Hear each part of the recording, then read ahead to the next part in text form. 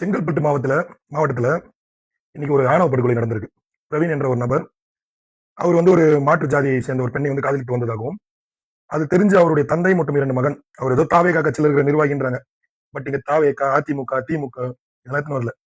Stage மேல ஒருத்தர் நின்னு சொன்னாரு, ஜாதியை உடைச்சிருக்கோம். என்னைக்குமே ஜாதின்றது நம்முடன் இருக்கும் ஒரு சாபம் என்பதை இந்த காணொலி மூலியமாக சொல்றேன். ஒவ்வொரு முறையுமே நான் பதிவிடுவேன்.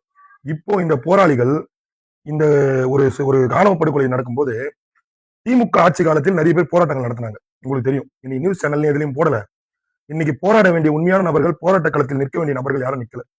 ஏன் நிக்கலன்னு கேட்டா, சில பேர் அதுல பதவி வாங்கிட்டாங்க, அந்தஸ்து வாங்கிட்டாங்க. அதனால போராட்டத்துக்கு அவங்களுக்கு விருப்பம் இல்ல. இதுதான் உண்மையே.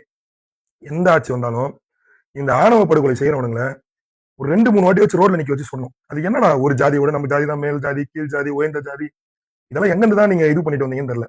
இனி படிக்கும் போது மட்டும் நீ சொல்ல வேண்டியதானே, என் ஜாதிகாரன் மொத்தமே என் ஜாதிகாரன் தான் நான் படிப்பேன். அரிசி கூட என் ஜாதிகாரன் விலை வச்சு தான் நான் சாப்பிடுவேன். எந்த ஹோட்டலுக்கு போனாலும் டேய் நீ என்ன ஜாதிடா, நீ ஊத்துற ரசத்தை நான் குடிக்க மாட்டேன்னு சொல்ல வேண்டியது தானே. மானங்கட்ட ஜாதி பாக்குறவங்களை கேட்கிறேன். இதெல்லாம் தப்பு. இந்த மாதிரி இந்த விஷயத்துக்கு குரல் கொடுக்க வேண்டியவங்க குரலே கொடுக்கல இன்ன வரைக்கும்.